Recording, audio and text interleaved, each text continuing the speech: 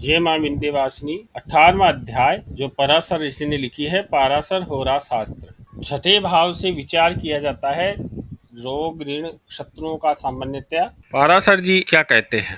पापे षष्ठाधिपो गेहे लग्ने षष्टम संस्थिते, अर्थात यदि पापी षष्ठेश छठे भाव का स्वामी पापी हो, यदि पापी षष्ठेश लगन में छठे भाव में आठवें भाव में स्थित हो, तो छठे भाव में जो राशि है उस राशि का जो अंग है उसमें आपको वर्ण वर्ण मतलब फोड़ा फुंसी समझना चाहिए। अब देखिए, मान लीजिए कन्या लगन की कुंडली है, तो कन्या लगन की कुंडली में षष्ठेश हो गए शनिदेव, षष्ठेश शनिदेव हो गए, तो शनिदेव पहले भाव में छठे भाव में या आठवें भाव में बैठ जाएं, तो जातक को जो राशि है एकादश राशि है, तो एकादश राशि घुटनों का पिंडलियों का प्रतिनिधित्व करती है, नीचे पिंडलियों का, उससे संबंधित जातक को उसमें वर्ण होगा, उसमें फोड़ापुंसी होगा। एक नियम आपको बता दिया। अब आगे कहते हैं पराशर जी, षष्ठेश के साथ जिस भाव का स्वामी बैठा हो, भाव की स्वामी को क्या कहते हैं? भावेश। षष्ठेश के साथ जिस भाव का स्वामी बैठा हो, जैसे मान लीजिए दसम से छठे भाव में, प्रत्येक भाव को लगन मानकर विचार करेंगे ना, तो जैसे 10वें भाव से 10वें भाव का छठा भाव हो गया तीसरा भाव, तो 10वें भाव का स्वामी यदि तीसरे भाव में और 5वें भाव में हो तो पिता को घाव होता है। जो तीसरे भाव में राशि होती है, समझने का प्रयास कीजिए। इस नियम को आप लगन से भी कर सकते हो और किसी भी भाव को लगन मानकर उससे भी इसका विचार कर सकते हो। जैसे 10वें भाव का छठा भाव हो गया कौन सा? तीसरा भाव, तो तीसरे भाव का स्वामी पापी ग्रह हो, पंचम में बैठ जाए, 10वें भाव में बैठ जाए, तृतीय भाव में बैठ जाए, तो जो 10वें भाव से संबंधित फल है उनमें जो करता है, जैसे पिता है तो पिता को घाव होगा। माता से भी विचार कर सकते हो, माता का भाव चतुर्थ होता है, जो चतुर्थ से छठा भाव होता है भाग्य भाव।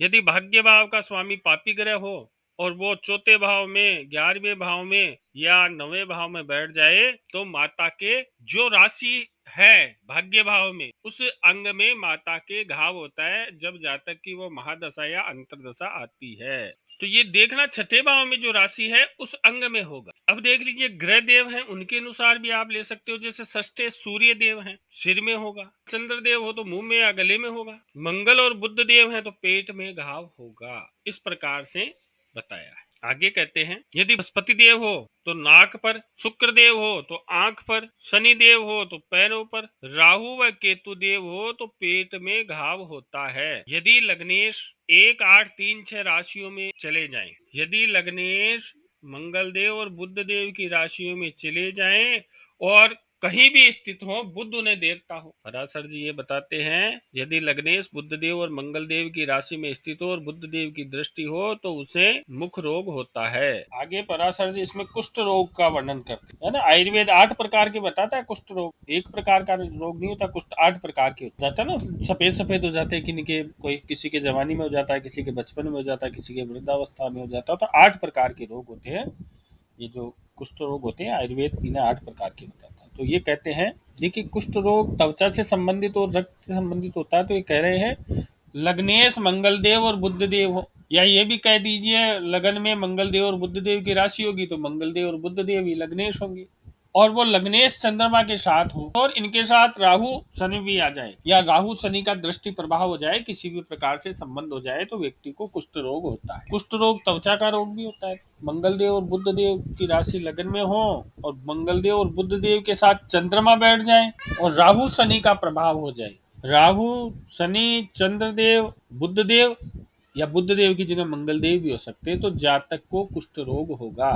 अब देखिए करक लगन नहीं होना चाहिए, क्योंकि करक लगन में यदि चंद्रदेव होंगे तो बली हो जाएंगे। अब मान लीजिए करक लगन नहीं है और किसी भी जन्म का लगन है, किसी भी, ये नहीं कि भाई बुध देव की राशि हो या मंगल देव, किसी भी राशि है, केवल करक लगन नहीं होना। तो चंद्रमा राहु के साथ बैठ जाए तो उसे सफेद दाग होते, उसके सफेद कुष्ठ होता है। 8 प्रकार का बताया ना, तो अलग अलग प्रकार का होगा, जितना प्रबल होगा उतना ही अधिक होगा। चंद्रमा राहु के साथ बैठ जाए, कर्क राशि नहीं होनी चाहिए। चंद्रमा शनि के साथ बैठ जाए तो कृष्ण कुष्ठ रोग होता है। देखिए यदि राहु बैठता है तो श्वेत कुष्ठ होता है और यदि शनि बैठ जाए तो काला कुष्ठ रोग। अब मंगल और चंद्र से संबंध बन जाता है इनका, तो इनके लाल कह दीजिए या रक्त कुष्ठ कह दीजिए। तो देखिए 3 प्रकार के कुष्ठ बताए हैं पाराशर जी ने। श्वेत कुष्ठ, राहु और चंद्रमा, कर्क लगन नहीं होना चाहिए, बाकी किसी लगन में बैठ जाए, राहु और चंद्रदेव बैठे हों, या राहु और शनि और चंद्रदेव बैठे हों, या मंगल देव, बुध देव या चंद्रदेव बैठे हो, 3 स्थितियां होगी। तीनों में राहु देव बैठे होंगे तब श्वेत कुष्ठ होगा, शनि देव बैठेंगे तो काला कुष्ठ होगा, मंगल देव या बुध देव बैठे होंगे तो रक्त कुष्ठ होगा। तो आपको ये समझ में आ गया कि जो कुष्ठ रोग होता है, पाराशर जी ये कहना चाहते हैं कि चंद्रदेव की युति बुध देव, मंगल देव, राहु देव, शनि देव, इन 4 ग्रहों के साथ हो जाए, लगन में बैठ जाए, कहीं भी स्थिति हो, लग्नेश के साथ इनका संबंध बन जाए। तो मूल नियम क्या कहना चाहते हैं, इन 4 ग्रहों का लग्नेश के साथ संबंध बन जाए तो जातक को कुष्ठ रोग होता है। ये देखिए आप, पाराशर जी कहते हैं पुरानी पुस्तकों में जो लिखा गया उसके अनुसार बुध, मंगल, चंद्रमा, राहु से युक्त हो जाए तो कुष्ठ रोग होता है, ये ऊपर कह रहे हैं। और सूर्य इनके साथ में हो जाए तो रक्त कुष्ठ होता है, शनि हो जाए तो कृष्ण कुष्ठ होता है। उसी बात को कह रहे हैं, वो कह रहे हैं किसी भी भाव में हो, पहले क्या कह रहे हैं, लगन में हो, तो लग्नेश से संबंध बनना चाहिए।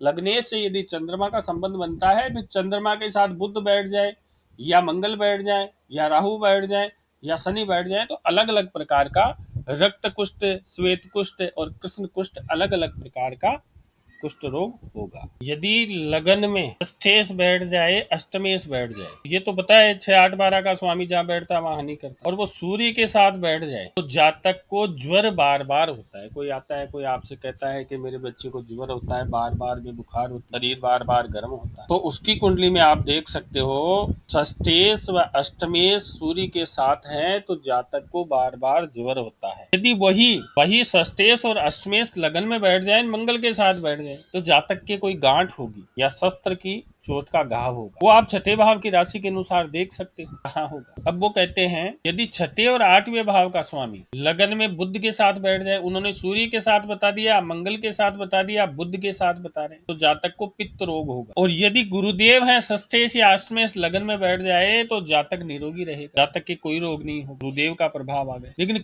कई विद्वान कहते हैं कि जातक को दस्त का रोग हो सकता है। सर जी ये कहते हैं कि कोई रोग नहीं होगा। अन्य विद्वानों का मत, वो कहते हैं कि 6-8 भाव के स्वामी शुक्रदेव के साथ बैठ जाए तो स्त्री संपर्क से रोग हो। 6-8 भाव के स्वामी के साथ शनिदेव बैठ जाए तो वायु रोग, वात रोग। आगे कहते हैं वात रोग हो गया, नाभि के आसपास फोड़ा भी हो सकता है। यदि 6-8-12 के स्वामी बैठे हैं लगन में, केतु देव भी बैठ गए लगन में, तो जातक डरेगा, डरपोक होगा। तो देखिए ये मनोरोग भी हो सकते हैं जातक के, और शारीरिक रोग भी हो सकते। तो ये जो पूरा अभी बताया पाराशर जी ने रोगों के बारे में, तो इसमें संबंध बन रहा है छठे भाव का, 8वें भाव का और लग्न का, और अन्य अन्य ग्रहों का संबंध बन रहा है। तो अन्य अन्य ग्रहों के संबंध बनने से अलग अलग रोग होंगे, और वो रोग कहाँ होंगे, जो छठे भाव में राशि होगी उस अंग में होंगे। अब दूसरे विद्वान क्या कहते हैं, लग्नेश या मंगल या सूर्य देव जो पाप ग्रह, उनका संबंध 6-8-12 से होने पर रोग होते हैं। मतलब मंगल, सूर्य देव, शनिदेव, राहुदेव पाप ग्रह यदि 6-8-12 में बैठ जाए तो रोग होते हैं। लेकिन पराशर जी क्या कहते हैं, इनका संबंध लगन के साथ हो, हवेशों का संबंध लगन के साथ हो। आप इसको ऐसे ले सकते हो, 1, 6, 8 किसी भी भाव को लगन बनाकर देख सकते हो, या आपके लगन से देख सकते हो। 1, 6, 8 का संबंध बनता है तो रोग होता है। कौन सा रोग होता है, छठे भाव में जो राशि है वो रोग होता है। इस जो इतनी देर आपको पढ़ाया उसका सार यही है, और ग्रह के अनुसार आप रोग देख लोगे। जैसे जैसे आप कुंडलियां देखोगे आपको वो अनुभव हो जाएगा। सूक्ष्म रूप में इस प्रकार से आपको नियम याद रखना, 1, 6, 8 का संबंध रोग देगा जो छठे भाव में राशि है। पाराशर जी तो कहते हैं लगन में बैठ जाए, आपको अन्य कहीं भी देख लेना है यदि ऐसी स्थितियां बनती है, क्योंकि पराशर जी ने भी पूरा स्पष्ट नहीं किया, सूत्र दे दिया, उसका प्रयोग कीजिए तो आपको अलग अनुभव होगा। अब कहते हैं कि 6-8 का स्वामी चंद्रदेव के साथ बैठ जाए तो जल रोग, कफ से संबंधित रोग होंगे। जो जैसा ग्रह बैठ जाए उसकी जो धातु है, वात पित्त कफ, जैसे मंगल देव और सूर्य देव की पित्त है, चंद्रदेव, शुक्रदेव, गुरुदेव की कफ लेते हैं, इसमें शुक्रदेव और चंद्रदेव की विशेष लेते हैं।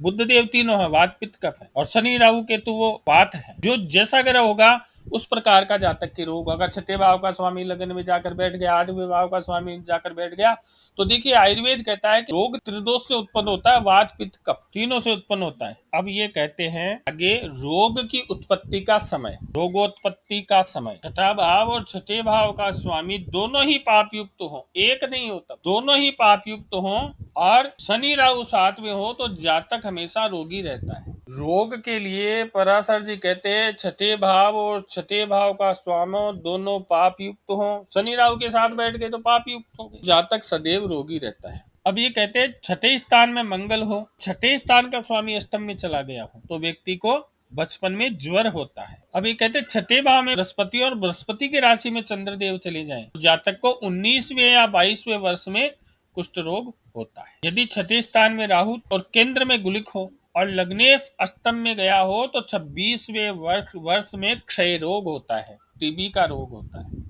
क्षय रोग क्यों? क्षय रोग ऐसा रोग होता है जो शरीर को धीरे धीरे धीरे क्षय होता रहता, कमी होती रहती शरीर, जिसके क्षय रोग हो जाता है। आज तो क्षय रोग का उपाय होता है लेकिन फिर भी उसका शरीर धीरे धीरे कमजोर हो जाता है, बिल्कुल कमजोर हो जाता है। यदि द्वादश भाव का स्वामी छठे भाव में चला जाए और छठे भाव का स्वामी द्वादश भाव में चला जाए तो देखिए कल जो कुंडली देखी थी उसमें छठे भाव का स्वामी द्वादश भाव में था और द्वादश भाव का स्वामी छठे भाव में नहीं था। यदि छठे भाव का स्वामी और द्वादश भाव का स्वामी राशि परिवर्तन करें तो जातक को 29वें वर्ष में फोड़ा होता है या ट्यूमर आदि रोग। आगे कहते हैं षष्ठ स्थान में चंद्रमा शनि के साथ हो तो 55वें वर्ष में रक्त कुष्ठ होने की संभावना है। आगे कहते हैं यदि लग्नेश लगन में और छठे स्थान में शनि हो तो 58वें वर्ष में वात रोग होता है। आगे कहते हैं यदि अष्टमेश छठे स्थान में हो और द्वादश भाव का स्वामी लगन में स्थित हो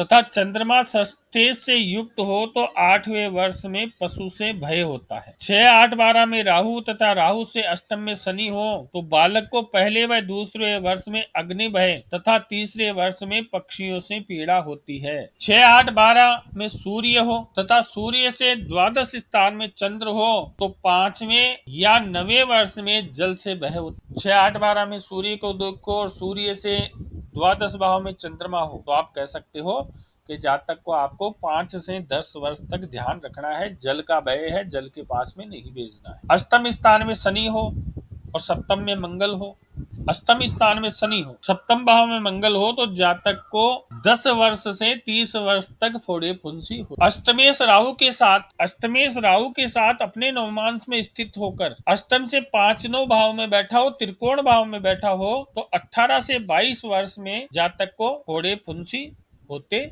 है। आगे विचार करते हैं शत्रु विचार। शत्रुओं के बारे में विचार करते हैं। यदि एकादश भाव का स्वामी छठे भाव में हो और छठे भाव का स्वामी एकादश भाव में हो तो 31वें वर्ष में शत्रुओं के कारण धन व्यय हो। अब कहते हैं कि पुत्र शत्रु हो जाता है, पुत्र शत्रु हो जाता है। कब हो जाता है? जब पंचम भाव का स्वामी छठे भाव में बैठ जाए। पंचम भाव क्या है? पुत्र, छठा भाव शत्रु। यदि पंचमेश छठे भाव में हो, यदि पंचमेश छठे भाव में हो और छठे भाव का स्वामी गुरु के साथ हो और द्वादश भाव का स्वामी लगन में चला गया हो तो जातक का पुत्र ही उसका शत्रु होता है। इसको समझिए ध्यान से। इसमें देखिए पंचम भाव खराब हो गया। पाराशर जी ये कहना चाहते हैं कि पंचम भाव का स्वामी 6, 8, 12 में चला जाए और गुरुदेव 6, 8, 12 के साथ बैठ जाए। विशेष तो छठे भाव से लोगे आप, लेकिन इस प्रकार से भी आप ले सकते हो, है ना। उसका पुत्र शत्रु होता है या वो पुत्र के पास में नहीं रह जाएगा, पुत्र से दूरी हो जाएगी, तो आप इसको इस प्रकार से ले सकते हो। जैसे पंचमेश खराब हो गया, गुरुदेव खराब हो गए और लगन खराब हो गया, मतलब पंचम भाव से, गुरुदेव से और लगन से यदि 6-8 तीनों से यदि 6, 8, 12 का संबंध बनता है तो वह उसका पुत्र उसका शत्रु हो जाता है। ये आप किसी भी भाव के लिए विचार कर सकते हो, ये तृतीय भाव का के लिए भी विचार कर सकते हो, है ना।